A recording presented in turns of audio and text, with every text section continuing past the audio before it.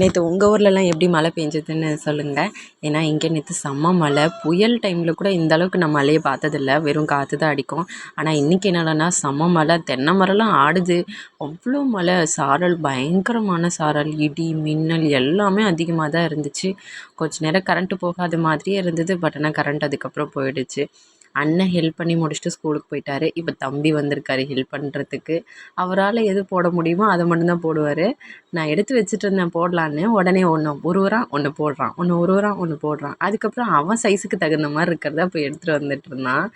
அது சரி, ஓகே, ஏதோ ஒன்று பண்ணுடா அப்படின்னு சொல்லிட்டு பண்ணிகிட்டு இருந்தான். அதுக்கப்புறம் நேற்று பெஞ்ச மழையில் எல்லாம் டஸ்ட்டாக இருக்கேன்னு சொல்லிட்டு வெளியெல்லாம் கூட்டலான்னு பார்த்தா, நேற்று மழையில் முளைச்ச காளான் மாதிரி ஒரு மரப்பலகையில் காளான் முளைச்சிருந்துச்சு. இது நம்ம சொப்பு ஜாமான் வச்சு சமைக்கும் போது வாங்கி வச்சுருந்தது தான் இது. அதுக்குள்ளே குட்டி குட்டி பாத்திரம்லாம் வச்சு வீடியோ எடுத்துகிட்டு இருந்தேன். அம்மா தான் எடுத்துகிட்டு வந்திருந்தாங்க, வாங்கிட்டு வந்தாங்க ஊர்லேருந்து.